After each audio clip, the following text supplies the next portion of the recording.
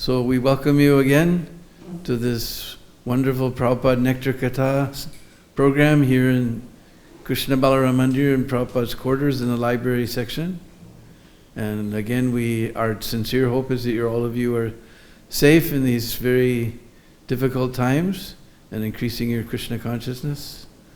So we just sang this very beautiful song by Narottam Das Thakur. E Bodha Karuna Koro Vaishnava Gosai. E Bodha, this time. Karuna Koro. Karuna means compassionate. And Gosai, this is Bengali nickname for Goswami. We say, out of affection, we say Gosai. O Vaishnava Gosai, just be merciful upon me this time. Patita Pavana Toma Bina Kehonai. Patit, this is Sanskrit word, it means fallen. Patit. And Pavan means who purifies the fallen souls. So like the Vaishnava, there's no one who can purify the fallen souls. In fact, one verse of this reminds me of one of the pastimes that I'm going to tell tonight. It says, Gangara Parasha Hoile Paschate Pavan. Gangara Parasha. This is funny Bengali, actual word is sparsha. We heard this word sparsha before, what? In Bhagavad-Gita? What is that? Matra sparshastuku, touch. So touching Ganga Parasha, this is a very fancy way of taking bath in Ganga. Gangara Parasha Hoile Paschate Pavan. Paschat means after some time. Just like people go to Prayagraj. Just like our cameraman tonight, he's from Prayagraj. So every 12 years is Kumbh Mela. And in between is Magh Mela. So people come, they do Kalpavas. Whole month they stay. It's a very cold month. Now it's already getting cold here, but December, January, February is Magh, like even more cold. And they take cold bath in the union of Ganga and Jamuna. Gangara Parashe Paschate. So they stay a whole month even more. So slowly, Paschate, after some time, they become purified. This also says in first canto of Srimad Bhagavatam, same thing. The Ganga purifies after some time. But Darshani Pavitra Koro Ito Maragun. Darshani Pavitra, just by darshan of a Vaishnava, one becomes purified. This is the quality of the Vaishnava. And we had practical experience one time in LA. Now most of you can't imagine such a thing, but in the old days, whenever Prabhupada came to any city, we would go to the airport, right inside the airport with kartals, 20 kartals, 10 mridangas, 300 devotees jumping up and down. Nobody knew what to do. All these funny people with shaved heads and orange robes and saris came flowing into the airport playing mridangas. Nowadays they would want to know what's inside this drum. Is there a bomb inside this mridanga? This kartal is a deadly weapon. They'll never let us. But old days there wasn't all this terrorism. So Prabhupada was coming to LA. That meant all the devotees from west coast of California were coming. So it must have been 300 or 400 devotees. So many kartals, so many mridangas. And we were all chanting. We went up to the gate. We were right into the airport, right up to the gate, and having it jump up and down, smash on the kartal, bang on the mridanga, kirtan. Everybody was curious, what in the world is going on? So one guy also came over to see what was going on. Nowadays, to make them feel important, we call them sanitation engineer. Means the mopper guy who's sweeping the floor. So mopper, you don't have to have a university degree to become a floor mopper. It's a very simple guy. And this guy was so black, he made the nighttime look like daytime. So you can understand, very simple fellow. But nobody could see, all the devotees were jumping and jumping and jumping. Then Prabhupada came, everybody hit the ground, and everyone suddenly saw Prabhupada come out of the gate. And maybe you're very proud, those who aren't Americans, you're very proud of your English, but you won't understand this type of English we have in a part of America. Look that man, he's shining, Look that man, he's shining, Look that man, he's shining. Look at that man, he's shining. So simple guy, but just by seeing Prabhupada, he became so purified Darshani Pavitra Koro E Tomarago, just by seeing pure devotee, he could see Prabhupada was shining. So this is the proof of this verse. So I guess we should start with our own version of, we met Srila Prabhupada first in the form of his Bhagavad-Gita. So like now our wonderful godbrother Vaisheshika has a plan. We're going to distribute 2 million Bhagavad-Gitas this Prabhupada Marathon. Let's see how we thought it was impossible to do in the month of, whichever month that was, where it's supposed to give the Bhagavatam sets, but they smashed their record. So maybe we'll make it, actually. We depend on Krishna despite everything. So anyway. This marathon, 2 million Bhagavatam. Yeah, this marathon. That's live to give. You can go on YouTube and type live to give and see him tell us. So anyway, I left college and was wandering around. I was in Boulder, Colorado, living in the mountains. And it was about this time of year, well, it was a little earlier, it was September. And it got cold. I came down from the mountains and I ran into the devotees chanting in the park. And they said, tomorrow's Krishna's birthday. We're going to fast all day, and at midnight we'll have a 25-course vegetarian feast. So because all my friends were vegetarians those days, it's 1969, I also become vegetarian. I thought, that's far out. And I was a cook.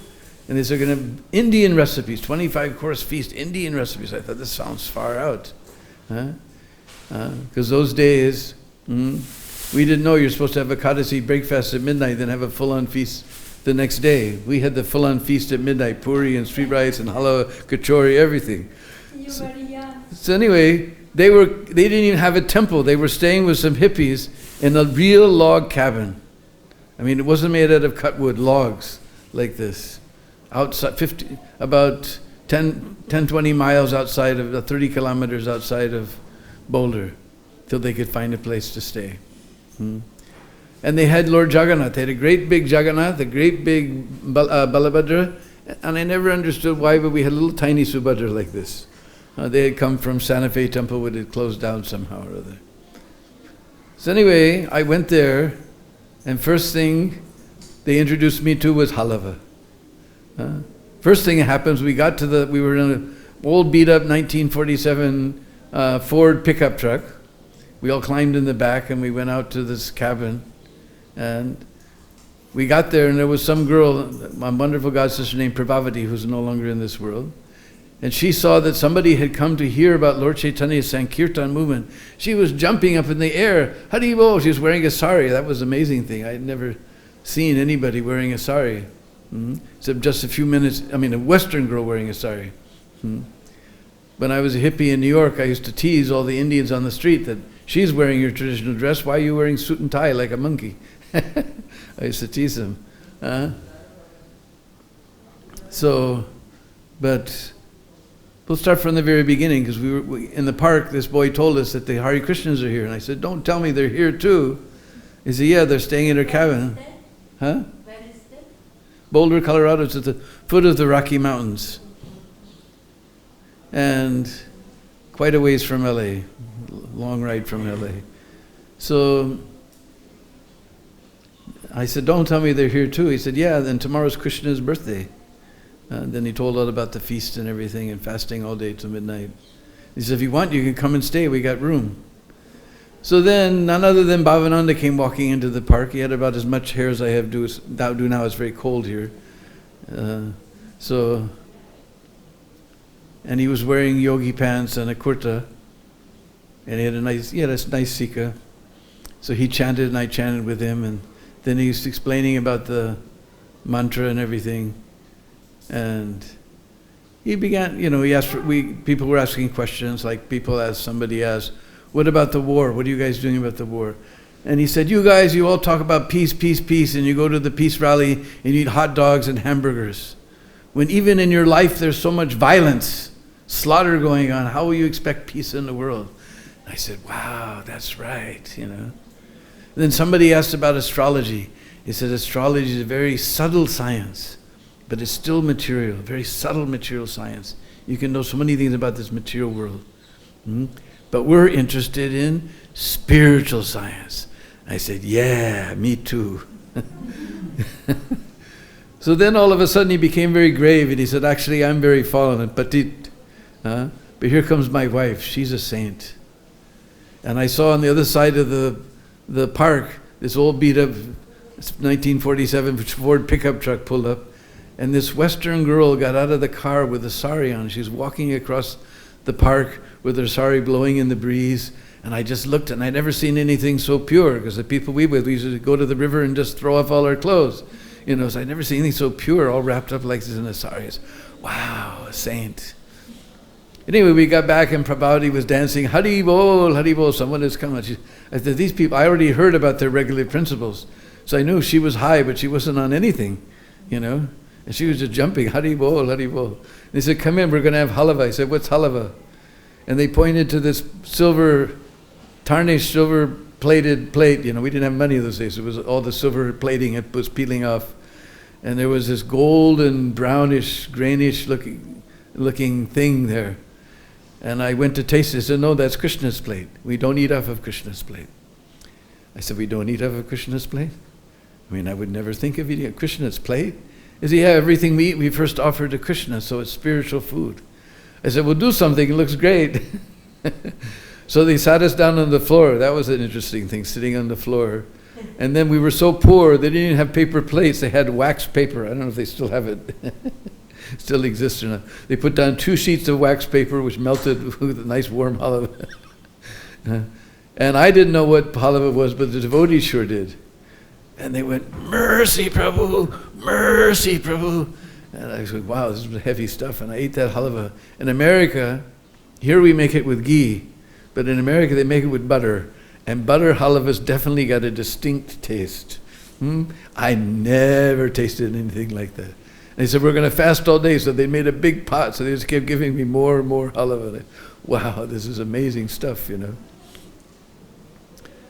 So the next day, they gave me a copy of Bhagavad-Gita. They got up early in the morning. Early in the morning in those days meant 6 o'clock. Prabhupada had instituted Mangalarti yet. Because we were always chanting out late on the streets till 10, 11 o'clock at night.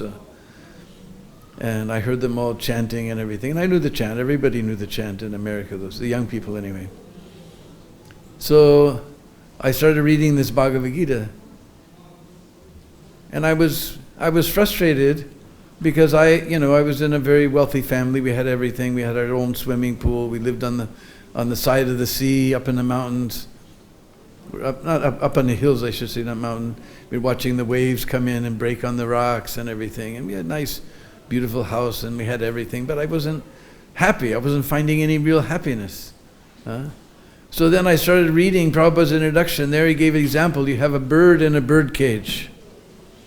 Now you can make the cage out of silver. You can make it out of gold. Just imagine nowadays the price of gold. You can put a nice Modipan carpet. You can put a HDV TV screen in there. You can do all these things, but unless you give some food, nourishment to the bird, he won't be happy with all these things. So I understood, because I had everything, but I wasn't happy.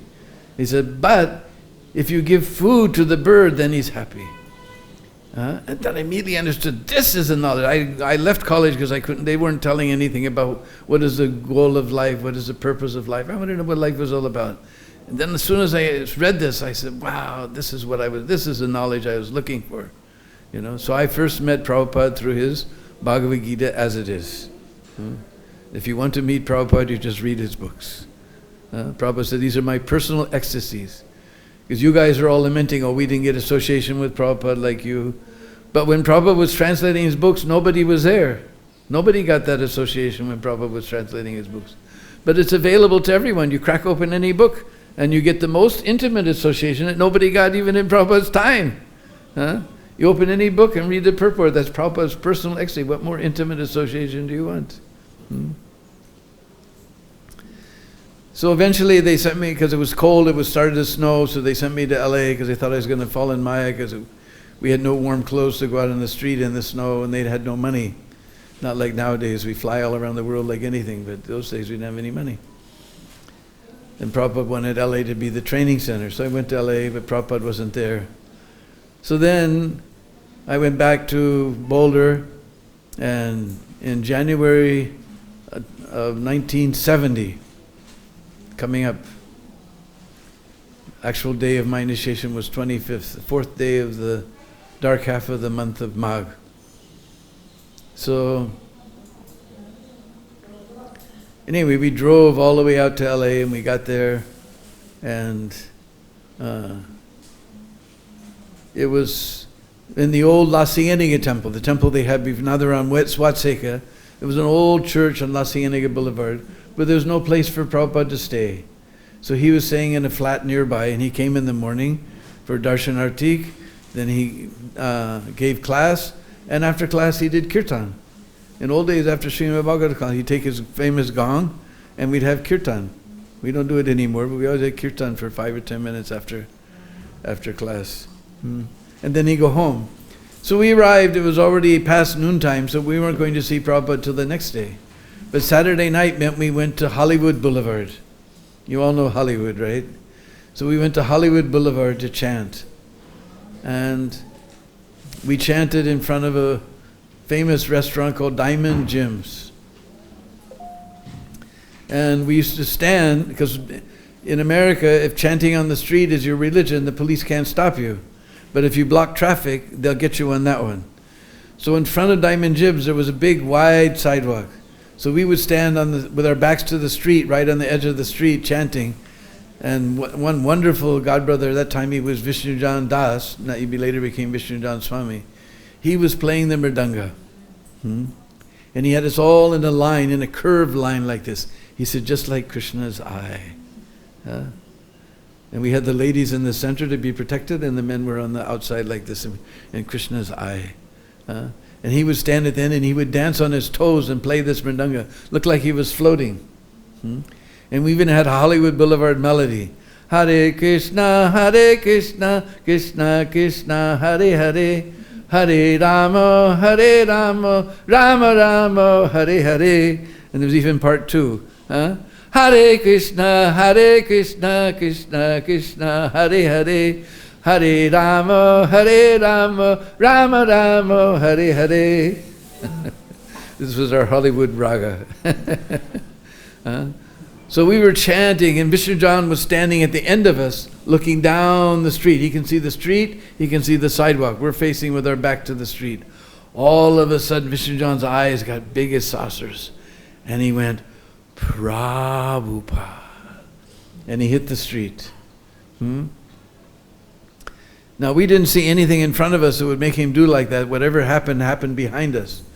And I told this story one time in Vrindavan, and Gargamuni was there. He said, yes, that night Prabhupada told me to take him to Hollywood Boulevard to see how the devotees are pressing on the Sankirtan movement of Lord Chaitanya in this horrible place called Hollywood. So we all turned around, and now you know how old I am. Prabhupada was in a Ford Admiral. You all know Mustang, but now you know how old I am. There was one model before called Ford Admiral, sort of a middle-sized car. And Prabhupada was there. He had his hand in his bead bag, and Prabhupada, and we saw in the window, he was making pranams to us. You don't want to know about us. We crashed Yamaraj's hard drive, keeping track of our sins. But Prabhupada was making pranams to us. We immediately we wanted to pull up the sidewalk and crawl underneath. We felt so embarrassed, But that was the first time I saw Prabhupada. He was so grateful. Prabhupada was so humble, and he was so grateful that we were pushing on this Sankirtan movement of Lord Chaitanya in this horrible place called Hollywood. So that was my first time. Then next day was Sunday, so Sunday feast was my initiation day. And those days it wasn't that you went to the temple store and you bought some, tulsi beads from Loy Bazaar. We used to go to a company called Tandy Leather Company, because the hippies used to string little wooden beads on leather strings, so the leather company used to make the wooden beads also. So we get these wooden beads, and you tie this nylon string on the doorknob, and you pull that string all the way across the room. You can't imagine when you tie 108 knots how that string just disappears. It's all the way across. Then chant Hare Krishna as you tie the knot, and then another one. We made our own beads. So Bhavananda got me these very light colored, very white colored wood. So I had these beads that I had made myself. I handed them to Prabhupada, and this is one of the last initiations where Prabhupada did everything. After this, Prabhupada would sit in his room and chant on the beads, and they put them on the end of the thing, and he would just call your name and give you your beads. But right in front of us, Prabhupada sat down in front of the ISKCON. He chanted on our beads right in front of our eyes. He threw the colors on the fire sacrifice. He did the fire sacrifice, gave the lecture. Then he would get up on the Vyasasana and give the lecture. How many people chanted? How many people he chanted? There's 10 of us. And Prabhupada, in Prabhupada's hand, he was holding them like this. I watched how he chanted. And they looked like, because they were very light color, they looked like pearls. Like Prabhupada had a string of pearls. And he chanted like this, between the finger and the tips of the finger and thumb like this. Hare Krishna, Krishna Krishna, Hare Hare. Then he'd roll over like this, Hare Ram, Ram Ram, Hare Hare. Hare Krishna, Krishna Krishna, Hare Hare. Hare Ram, Ram Ram. Till today I chant like this. Hare Krishna, Krishna Krishna, Hare Hare. Hare Ram, Ram Ram, Hare Hare. So he chanted the whole thing. Then he took the beads like that, and he said, so how many rounds? I said, 16 at least. And he said, what are the rules and regulations? I said, no meat eating, no illicit sex life, no gambling. And then my mind went blank. I was so nervous. And then I just froze. I couldn't think at all. Somewhere in the background, some brahmachari was saying, no drugs, no drugs. I said, no intoxication. And Prabhupada said, yes, no LSD. Prabhupada knew where I was at. So he said, your name is, he handed me the beads, he said, your name is Deena Bandhu. It means friend of the humble. And I guess I had such a shocked look on my face from forgetting one of the regular principles that I must have had some funny look on my face, because Prabhupada looked at me and said, it is all right? Oh yes, Prabhupada. Then Prabhupada did the fire sacrifice, and he got up on his Vyasasana and gave the lecture. After the lecture, there was a big kirtan. And I remember in the lecture, I still remember this, he said there's a nice Bengali verse. Suchi hoi, muchi hoi, jari Krishna chaji. Muchi hoi, suchi hoi, jari Krishna bhaji. He said there's two things. One is muchi, means the cobbler, the dealer in skin. Prabhupada said skin was such a, like it's a despicable thing, skin, the dealer in skin. Leather. So he's called Muchi. And there's Brahman. Brahman means Suchi. Suchi means clean. Brahman means clean. But even if one is Suchi, Yadi Krishna Tyaje. You know, Tyag. The verb is Tyaj. If he has left Krishna consciousness, or he has no Krishna consciousness, then he becomes Muchi, the lowest down. And even if one is Muchi, dealer in skin, cobbler, if he has taken up Krishna consciousness, he becomes Suchi, the highest. Prabhupada says, so take advantage of this nice short Bengali verse and make your life perfect. Remember that. Then he gave kirtan, and we all ran up in front, and you all know about, maybe you've seen Bhavananda on Hollywood, that video. So the first devotee, whoever I met, was Bhavananda. And it wasn't that we went to the temple store and you bought some nice orange dhoti from Loi Bazaar. We used to go to J.C. Penney's or Woolworths and buy this peach-colored 65% nylon, 35% Dacron.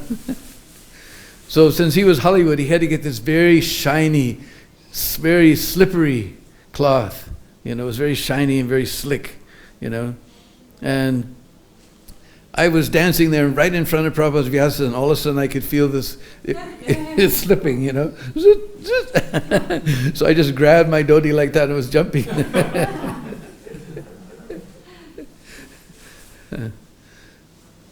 Then there was a little room in the prasadam, in the temple hall, where Prabhupada would take prasad. So he went to that room to take prasad. We all went out to prasad hall. Then somebody came running that Prabhupada's leaving. And so we didn't even wash our hands or anything. We just stopped. Whatever we were eating, we just stopped. We ran out to the sidewalk, and we all, just like we're little puppy dogs, we were kneeling on either side of the sidewalk, like little puppy dogs, And Prabhupada would come. He had his hand in his bead bag, and he would tap us on the head like this. And he'd tap one on one side, one on the other side. But when he did like that, when he would turn to the other side, he would miss one. So my dear godbrother Jayachitha was there. He got missed. So he ran, he got in line again. The second time he got missed. But Prabhupada used to just hit us on the head with his bead bag as he was going to the car. When Prabhupada gives you, what did you feel? I had ecstasy, of course. I was too shocked. I had just gotten initiated. I felt like I was floating. I was eating, halava and sweet rice, and I felt like I was floating. And then, but we were all just like little puppy dogs, just waiting for Prabhupada to touch us on the head with his bead bag. That's where I got that from. So, another time I went back to Boulder, and then later we started a temple in Dallas, Texas, and I came to LA, waiting for my next assignment. So I stayed in LA temple for some time. And now they had moved to Watseka, but where the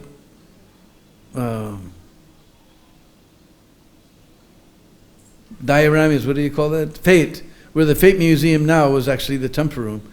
And there was another big hall with pews and everything. It was an old church, so there was pews, there was a big chair, big archway, and Prabhupada would sit there, and Prabhupada liked that a lot. That maybe for the Westerners they feel more comfortable in a church atmosphere. But later they turned it into a regular temple. But anyway, so the temple room was where the Fate Museum was, a big hall. And in the very back of the hall there was a door, because upstairs that led to a hallway that went to the stairway that went up to Prabhupada's quarters. So every day Prabhupada would come down, they'd open that door, we'd all be standing side by side, on either side of the doorway, and Prabhupada would come up to the front, he would pay his obeisances to Gornitai. Then there was 3 archways, and in between there was a column, a little marble column with a Charnamrit. So Prabhupada would take the Charnamrit. Then he would pay his obeisances to Radha Krishna. That time we had now they call him Rukmini Dwarkanath. So those little deities, I see them every day on Facebook. They're the first Radha Krishna deities I ever worshipped. And he would, just little deities like this. Brass, yeah. We didn't have the big ones in those days. He'd offer his obeisance to Radha and Krishna, then he'd offer his obeisance to Jagannath, and then he would sit down on his Vyasasan and we would have class.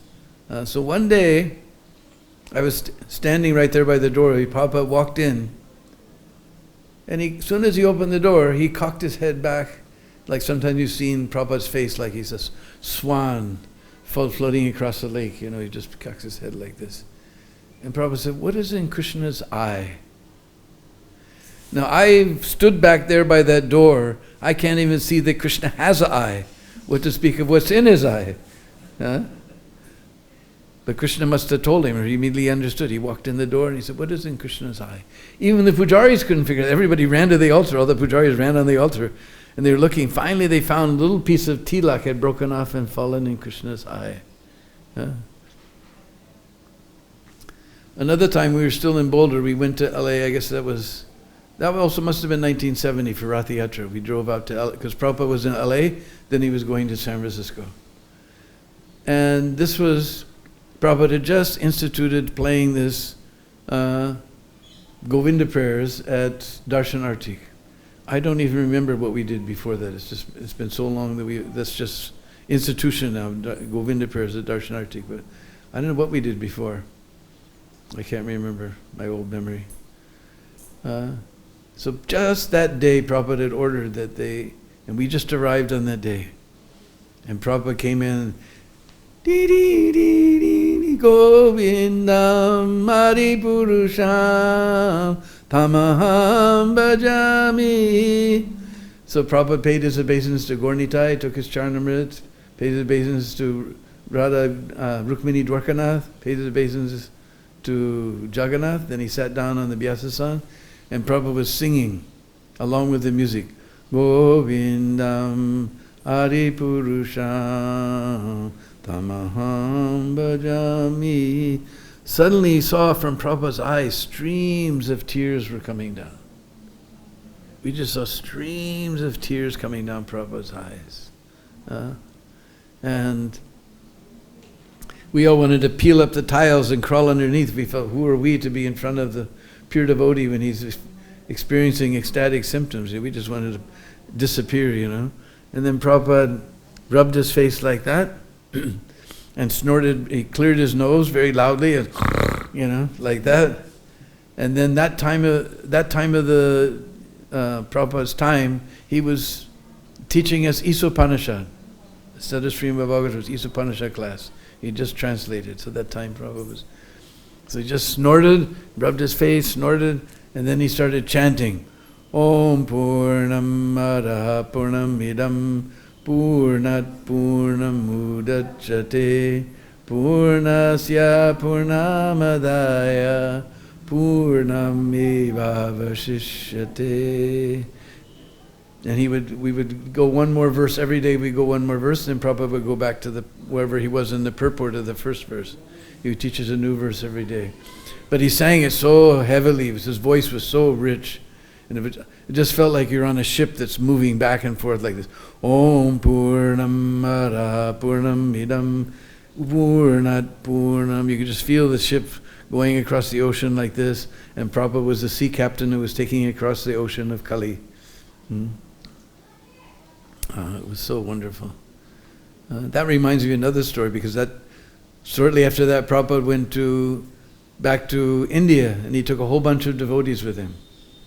And one time I think it was the 25th anniversary of Bombay Temple opening, and they invited many of the original devotees, and one of them was the god sister, wonderful god sister named Kaushalya. And she told a story. That time she was an older god sister for me. I mean, they'd been maybe a year more than me, but that was older god sister, god brother, 1 year. Anyway, I hadn't seen her for years and years, and we met her there, and then she told a story that they were traveling around India with Prabhupada. And you've seen the picture where Prabhupada was in Surat, and all the devotees are covered with garlands up to their nose, marigold garlands. She said the people of Surat in Gujarat, they gave such a reception that they put saris from building to building across the street to shade the devotees, like that. And they gave the devotees so many garlands. You can see Kausalya's smiling little faces there in the middle of those devotees, with garlands up to her nose, So after that, they went to some village. Now in the city, there's cinemas, there's bars, there's restaurants, so many things to distract people. But in the village, white Vaishnavas, that was an amazing thing. Prabhupada said we were his dancing white elephants. Everybody's seen elephants, but a white elephant, dancing white elephants.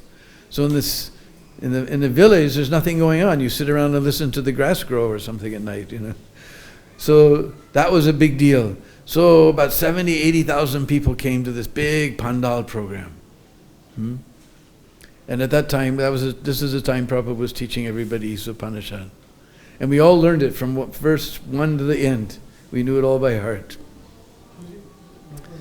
So,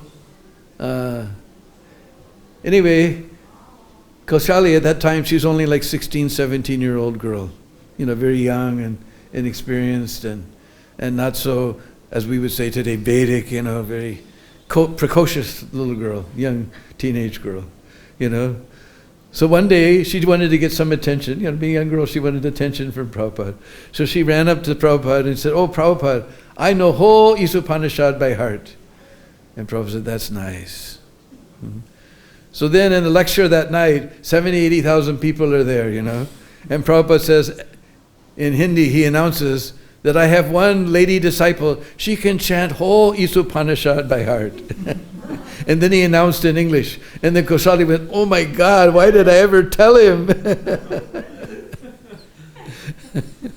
Why did I ever tell him? And he motioned to Kaushalya, and she got up and she looked out, 80,000 people there staring at her, She shut her eyes. Om Purnamada Purnamida. And she went through whole Isopanishad.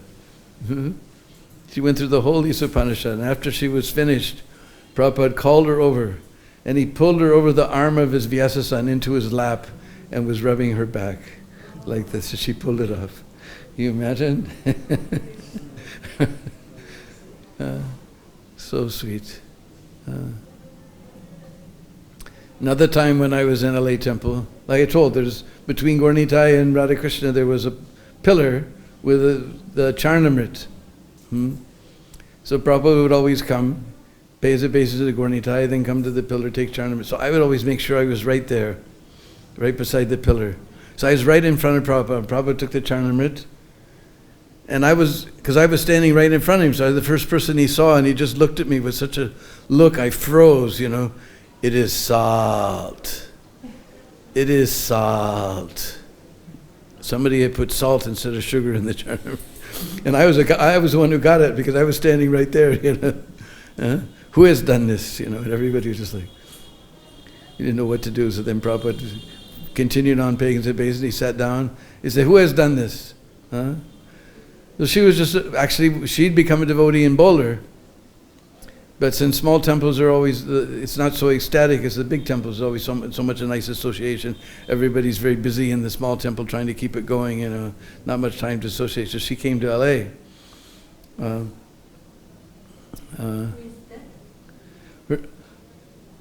One time, I never knew her name.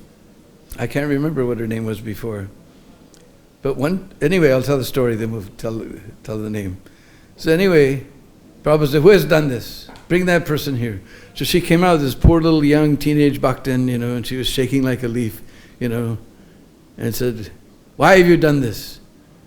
And she just shrugged her shoulders and said, Krishna's mercy, Prabhupada. It is not Krishna's mercy. It is your stupidity.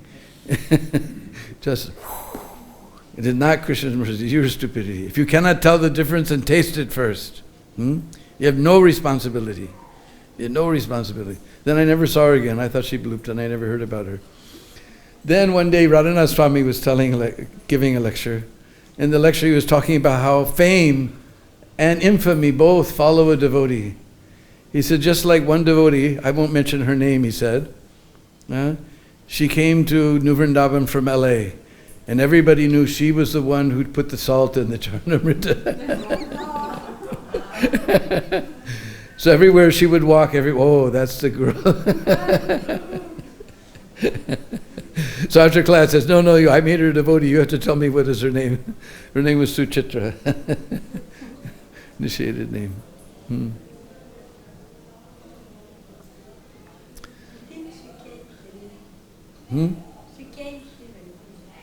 I don't know. I haven't seen her for since those days. What other story I can tell? I remember there's those famous San Francisco Rath Yatra pictures of Prabhupada's dancing in the middle of the street with his shining dhoti on, and everyone's all around. I was there, and all of a sudden what had happened was when the Rath Yatra started, there were some people called Black Panthers. Just like Black Lives Matter, BLM. There was another group before that called Black Panthers. And somehow they got into a fight with some of the devotees. And they started throwing rocks at the Rath Yatra cart. So then the devotees got upset and they told Prabhupada, you can't come, it's dangerous. And Prabhupada was like, you can imagine, Prabhupada started this Rath Yatra in America, he started it in San Francisco, and you're telling Prabhupada, it's like telling a 5-year-old boy, you can't get Baskin-Robbins ice cream today. But Prabhupada was practically crying.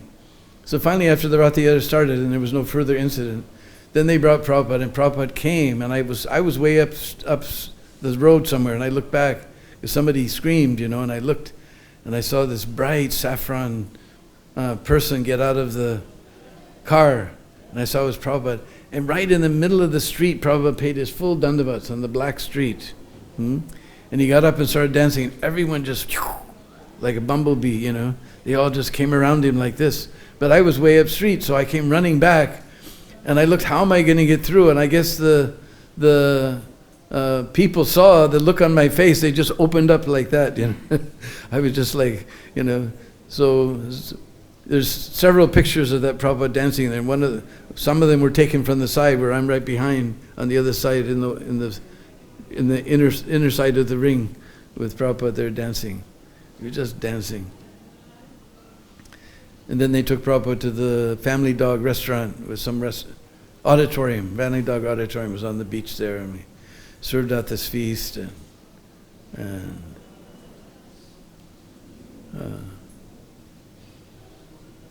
it was amazing. I remember I felt like I was in Goloka Vrindavan. They had this big, huge, more than life size picture run done by my dear godbrother Murlidhar of Radha and Krishna and the 8 gopis, and they had Lord Chaitanya, and they had other. You can see some of those pictures of the Family Dog Auditorium. And I was dancing in front of Prabhupada, and all of a sudden I just went into ecstasy. I thought, this is like Goloka Vrindavan. We're all dancing, Prabhupada is there, Krishna, Radha and Krishna, the Astasakis are there. The whole atmosphere was transcendental. And we served out this huge feast to everybody. It was amazing. So,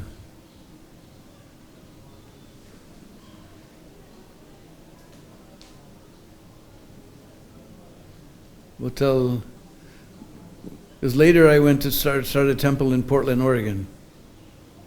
And unfortunately this was after Prabhupada had already been there, because Shamsundar Prabhu, he's from Salem, Oregon. So he was not far from Portland, so he insisted on Prabhupada going there to Portland. And in fact, it was Prabhupada, the devotees, because they were new in town, and everywhere we went, we first started doing Harinam on the street, then the police would harass us. So one day they actually arrested all the devotees. I wasn't there, but they told the devotees who were there told me that all the devotees were put in jail. And Prabhupada was back at the temple with his servants, so he's the only one who wasn't in jail, because those days everybody just went on Harinam. So Prabhupada had to give money. We had to borrow money from Prabhupada to bail all the devotees out. But while they were in Portland, nobody knows this story. I don't know if Sir Shamsun ever told this story. I've never seen it on one of the Prabhupada memories. But Oregon is famous for a university in a city called Eugene, which is about I can't remember, 100 miles or so from Portland. So they'd arranged, there was some yoga house there, something called the yoga house, with all these bogey yogis, pretending to practice yoga. So they arranged that Prabhupada rest there for the day, and then in the evening he went to the university. They had a program in the university. The students were jumping out of their skins in the kirtan. Afterwards everyone was asking questions. And then Shamsundar had latest Oldsmobile Cutlass from his parents, latest model. And Prabhupada got in the car, and other devotees climbed in the back, and he started driving back toward the yoga house, because they had arranged for Prabhupada to spend the night there. And Prabhupada sensed where they were going. He remembered the streets. He'd never been to Eugene, but he understood. He said, no, we shall go to our own place. We do not want to stay there. He said, we will go to our own place. So we pulled out on the highway that went out to I-5, which is the main drag in Oregon. And there was nobody in the roads. It was getting late. They got out to the highway. The devotees in the back seat, they were all piled on top of each other. They were all falling asleep. Prabhupada was sitting next to Shamsundar, and he's driving this Oldsmobile Cutlass, latest model. And they got out under the I-5, and I-5 is straight like an arrow, just goes, So he saw Prabhupada was sound asleep, so he put it to the floor. And they're just flying down the highway. No one's on the highway, flying. And they got to the temple. As soon as they got to the temple, Prabhupada opened his eyes, looked at his watch. He said, 1 hour and 50 minutes. Not bad. Once I saw you did 110. Prabhupada immediately calculated. He said, 1 hour and 50 minutes. Oh, it means average of 85. He said, once I saw you did 100. He thought Prabhupada was sound asleep. When they got upstairs, he said, but you shall never drive like this again. Actually, Krishna will help us, will always protect us, but I was scared to death. 110 means like 180 kilometers per hour or something, I don't know, 170. Yeah. I said, once I saw you did 110.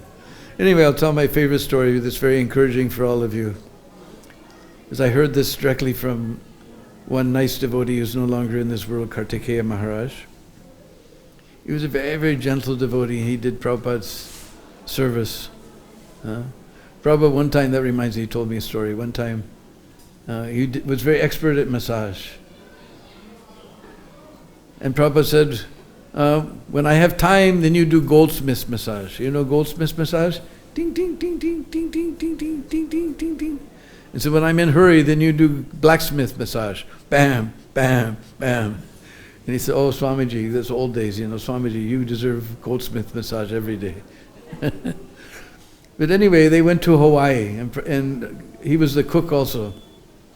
He was massaging cook. And they were in Hawaii. One day, Govinda Dasi, our famous god sister who introduced Tulsi worship into ISKCON, she came back from the market with something called wheat germ. Now, I've never met anybody from India that knows what wheat germ is. But anyway, it's a little thing inside that when you break open the wheat, there's two little leaves there that's going to sprout into the wheat plant. You get those little things and it's very, very healthy. Anyway, the real point is, whether you understand it or not, it wasn't cream of wheat suji. It was some other part. And Kartikeya thought, oh, next time Prabhupada asks for halava, I'm going to make it with the wheat germ instead of the suji. And Swamiji will be so happy.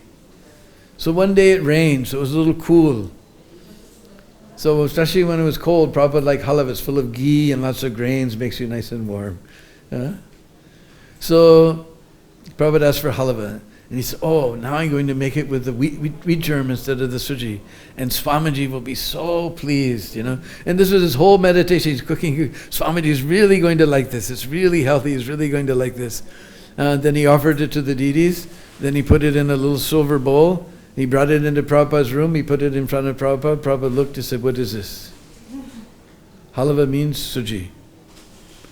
And with his left hand, when you reject something by left hand, that's very heavy. Prabhupada said, take it away. Take it away. So Kartikeya, he was a very emotional, sensitive type of person. He was just completely broken. His whole meditation is Swamiji will be so pleased, and he's unpleased. He didn't know what to do. He went into the temple room. He sat in front of the altar, right in front of the picture of Srila Bhaktisiddhanta Saraswati Thakur, and began to pray that I was just trying to please your spiritual son, Swamiji, but somehow he's come upset with me. I don't know what to do. And he began to cry. He was crying in front of the picture of Bhaktisiddhanta. Suddenly he heard Prabhupada's voice from his room. Kartikeya! Kartikeya! He ran to the room. He said, bring that halava. He brought a bowl of halava to Prabhupada with great gusto. Prabhupada, ping, ping, ping, ping, ping, ping, ping, ping. He said, bring some more. This way Prabhupada finished off the whole pot of halava. And Kartikeya told me he learned from this two things. One, because he was praying to Srila Bhaktisiddhanta Saraswati Thakur. That Prabhupada is not alone. Behind Prabhupada is a whole chain of spiritual masters going all the way up to the lotus feet of Krishna. He's not alone. Second thing is, Prabhupada always said the grandfather is more merciful than the father. Grandfather is more merciful than the father. So don't think that you're unfortunate you didn't get Prabhupada's mercy or Prabhupada's association. You have Prabhupada as your grandfather's spiritual master. He'll be more merciful to you than to us. So I guess this clock is right. According to this clock, our time is up. So. No, it's okay. Nobody. Huh? Nobody is here. Because Where do they do the Bhagavad-Gita class? You don't know. All right. What else? All right, so we'll go on until someone stops us. So,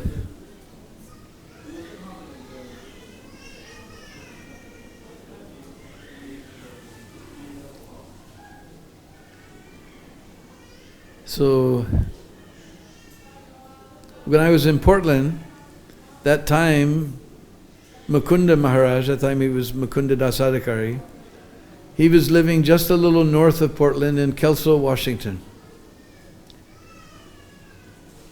Because he was, supporting his wife and doing some work, and he was living there. But he'd come down to the temple and he'd tell me stories about the way beginning of the movement. Stories that nobody knows. Now, of course, he's written his book. But anyway, that time nobody knew all these things.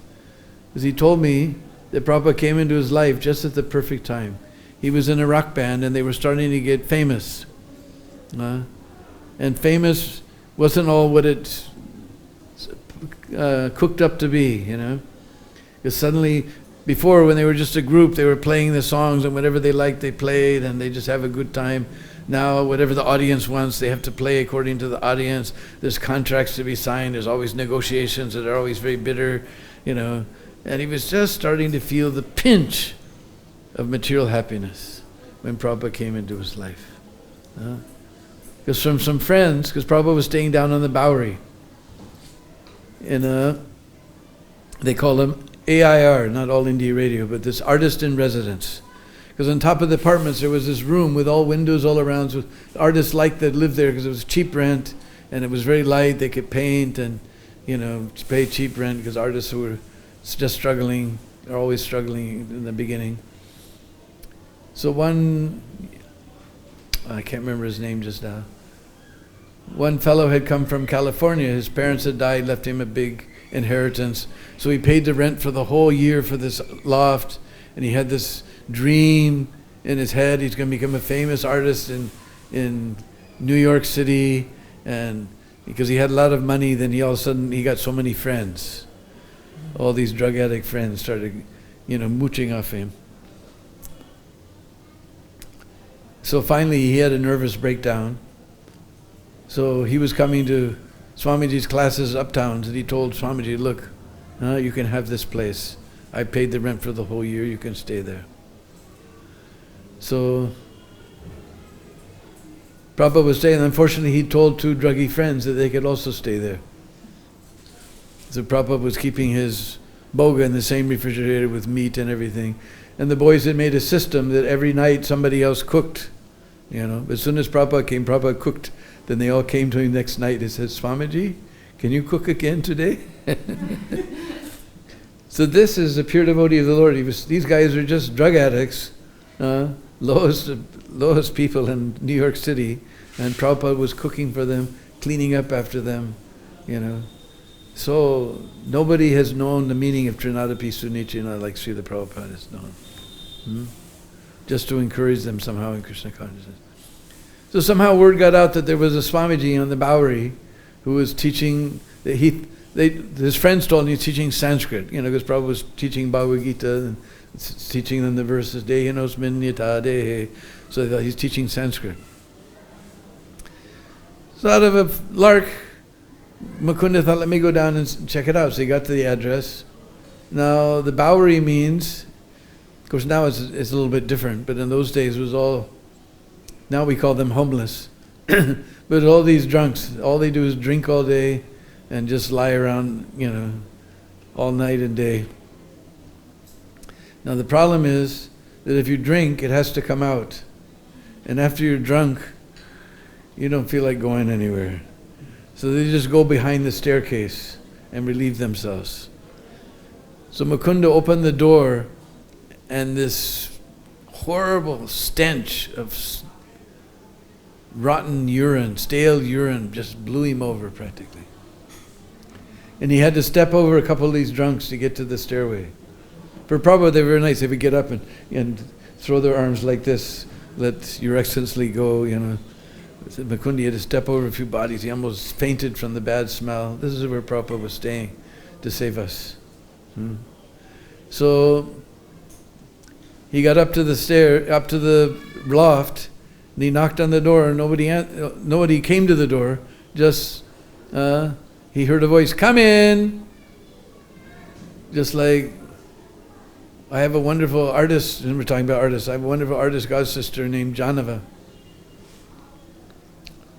And she was from New York. She and her husband Nandakishore, they're from New York. And they have twin daughters. And one of her twin daughters, his name is Jai Radhe. I can't remember the other one. Radha Priya or something like that.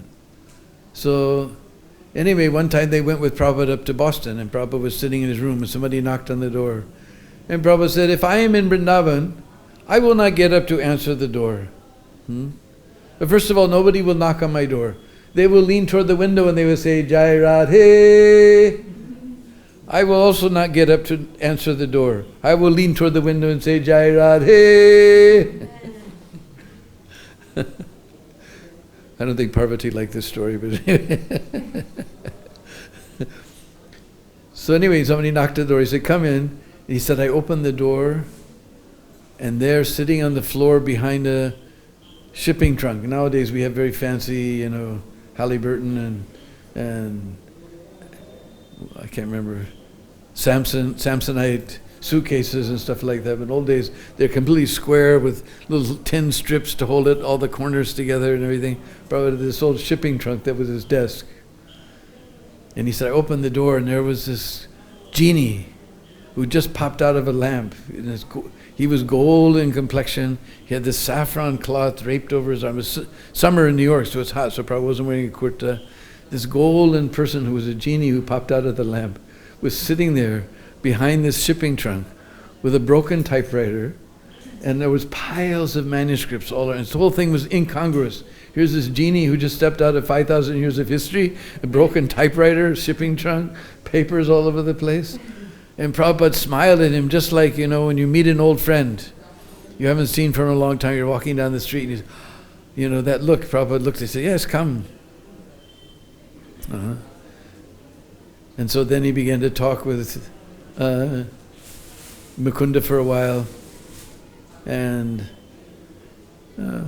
he was asking if this is a good place. He said, well, actually not so good place, but there's an audience in this place that you won't get in other parts of New York. The young people are searching for spiritual life, so you'll get those people here.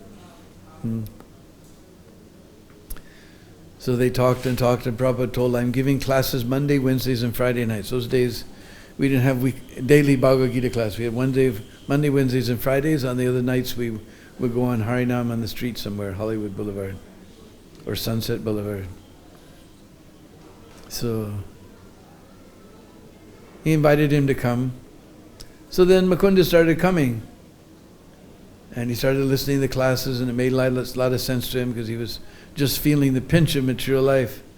And he said, that's made sense, Then one day we've read in the Leelamrit how those boys, they were drug addicts, so they took some LSD or something and went crazy, and the one picked up a bar of soap and was ready to throw it at Prabhupada and threatened him. And Prabhupada didn't know what to do. And he packed his things, he ran down to the street. And New York City can be a frightening place. If you don't have any place to be or know where to go, in New York City, it's a frightening place. Prabhupada walked down to the street, stepped out between the bums, sleeping on the stairs, and he looked left and right, he didn't know where to go. But somehow he had one black devotee named Cleaver, who later became Karlapati. And Cleaver was living with his white girlfriend in an apartment somewhere, and somehow he knew that apartment. So he went there to Cleaver's house. And Cleaver felt very, he's living in this tiny apartment with not even a wife, just his girlfriend. And this Swami from India is there. So he let Prabhupada stay. Prabhupada slept on the couch outside, and used the same shower after them, or probably before them. Anyway, Mukunda was sort of a leader amongst his friends, so they didn't know what to do. What shall we do? So they it was Saturday morning, about 6 o'clock in the morning, which was an ungodly hour for us in those days. About 9 o'clock we'd open our eyes, oh, the sun is shining, oh my God. 6 o'clock was unbelievable. So he knocked on the door. Mukunda was living with his girlfriend, Janaki. He answered the door, he saw Swamiji is there with Cleaver, and he invited them in, and then Prabhupada sat down on the couch. And then American culture is television. I mean, even my mother, she had a television in the ceiling, so she can go to sleep watching TV. So anybody comes over, you turn on the TV. So Prabhupada was there. He sat Prabhupada on the couch and immediately turned on the TV. So Saturday morning, it must have been Mighty Mouse or something was playing. And Prabhupada just looked at, this is nonsense. And Mukunda jumped off the couch, and in one motion he turned on, yes, Swamiji, this is nonsense. Then the cat jumped in Prabhupada's lap. And Prabhupada just went whack like that. There's other stories where a cat came and Prabhupada rubbed him with his toe. This one jumped in his lap. That was beyond the... That was a little too much. So then they started telling him what happened. This boy had threatened Prabhupada. He has nowhere to stay. We have to do something. And Cleaver kept saying, you have to do something. You have to do. Instead of we, he was saying you, because he was like the leader of the group. He said, you have to do something. You have to do something. What do you think we should do? Cleaver said, so what do you think we should do? And Prabhupada turned and looked at Mukunda.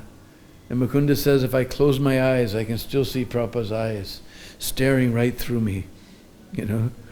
And I had no idea what I was going to do. I said, yeah, we'll do something. Huh? So then they went out and they found the Matchless Gift storefront. And they brought Prabhupada there one day.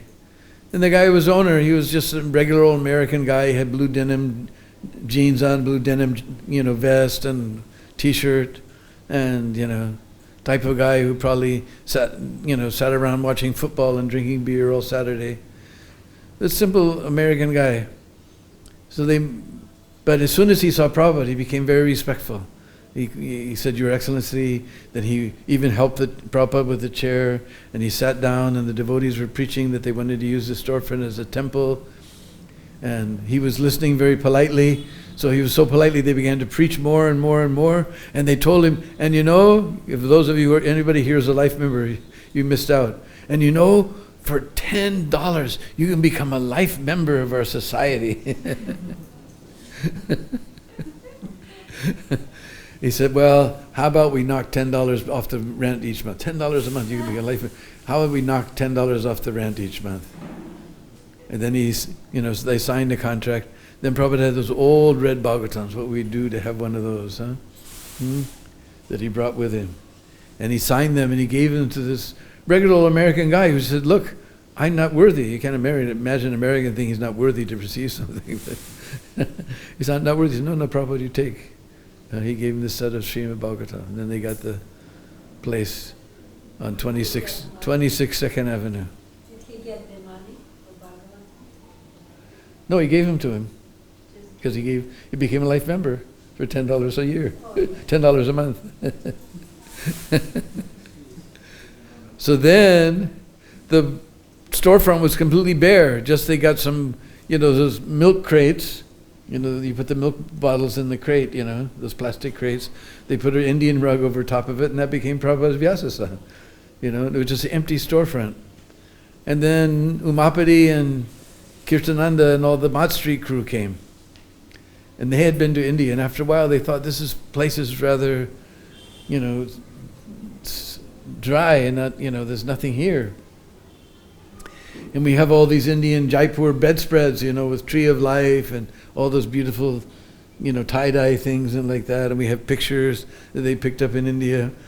So one day, they brought all their bedspreads and everything, made to pin them on the walls and put the posters that they found in India, put them all over the walls and strung bells and so many things. And then the first ISKCON politics started.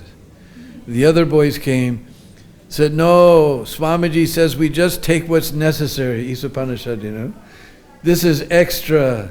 He said, no, we're decorating this temple for Krishna. No, Swamiji says we just take what's necessary and leave off what's unnecessary. He said, no, we're decorating this temple for Krishna. I guess Prabhupada heard the dispute going on because he had the apartment behind upstairs.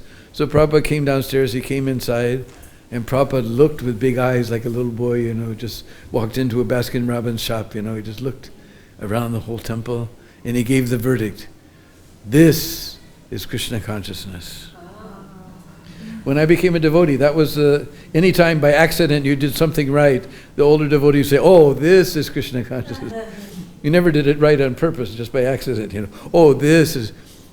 In fact, the Santa Fe temple, where that Jagannath had come from to Boulder, there was a big wood-burned sign outside that said, this is Krishna consciousness. That was such a famous, in the old days, that was a famous slogan. This is Krishna consciousness. Then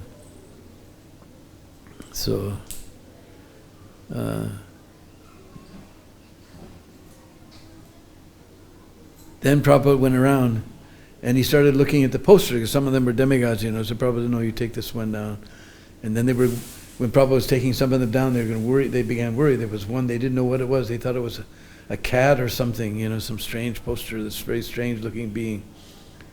And Prabhupada came, his eyes got big, he said, oh, this is a great devotee of the Lord who's in a monkey body. They all looked, they said, this is Hanuman, he's a great devotee of Lord Ram. And they all looked, And somehow, as strange as it seems, many, many years ago, they had a picture of Sadbhuj. Somehow they managed to get a picture of Sadbhuj. It was very rare to find outside of Bengal. And Prabhupada looked and said, oh, this is Lord Chaitanya. Now Prabhupada was speaking sometimes about Chaitanya Charitamrita. They heard about Lord Chaitanya, and they saw this guy with 6 arms and said, this is Lord Chaitanya?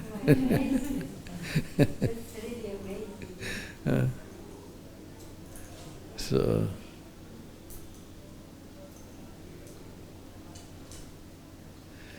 Anyway, it's getting late and my voice is starting to disappear, so... Cooking, all right. Prabhupada came to Calcutta with Jamuna. And one day Prabhupada was very excited. He said, Pishima's coming. Pishima was... Nobody knew Pishima. Nobody had met Pishima before this time. Prabhupada said, my sister is coming, Pishima. And he was very excited. Then he told Jamuna, you have to cook this and this and this, and you have to cook it like this and this and this. And then he went into the kitchen and he cooked it like that and that and that, and she just watched. He told her what to cook, how to cook it, and then he cooked it, and she just watched. And Pishima doesn't know a single word of English, And they came in, she sat them down, and she brought this little silver thalis with little silver katoris, and she filled them all up and brought the plates, and they were eating. And Bengalis, they can't digest without talking. I know, because when I used to live in the Brahmacharya ashram, the pujaris lived next door to me. And they come back late at night, we're trying to sleep, and they're all, yeah, they have to eat, they have to talk to digest. So they were just talking and talking and talking away in Bengali. And every once in a while, Jamuna would come in with another hot chapati, and then she would fill up the katori. And then one time she came in, Prabhupada had taken all the silver katoris and stacked them one by one on top of the other, on top of the thali. And she said, Swamiji, do you want something more? And Prabhupada said, I am a good boy, I have eaten everything on my plate. And with the last katori, he threw it at the bottom of the whole stack. So the whole thing then crashing down with a big noise. And Jamuna went, oh, Swamiji. She realized, because if you eat too much prasadam, you get a little intoxicated. If you remember from those old Sunday feast days. And what about your sister? And Prabhupada smiled at his sister and said, do not give her anything more. She is so fat, she will explode. And Prabhupada smiled at her, and she smiled back. She doesn't understand a word of English. So, when we were young, I used to climb on her back and pull her pigtails. And he smiled at, and Pishima smiled back. So, that's my cooking pastime. Can you say something about book distribution? Yeah, I was just telling in the beginning that how I became a devotee was reading Bhagavad-Gita as it is. So our Vaisheshika Prabhu has got a plan that we should distribute 2 million Bhagavad-Gitas this marathon. So we should all get inspired somehow or another. If you can't do it, somehow every morning I hear the announcement there's somebody sponsoring. So if you can't go out there or stand out here in the front, you can just sponsor some Gita. Somehow we have to make it to 2 million. Because that's what Prabhupada wrote the letter to me. Sometimes you've seen the letter where Prabhupada said, even if they touch our book, they'll be benefited. That letter was written to me. I have it with me somewhere.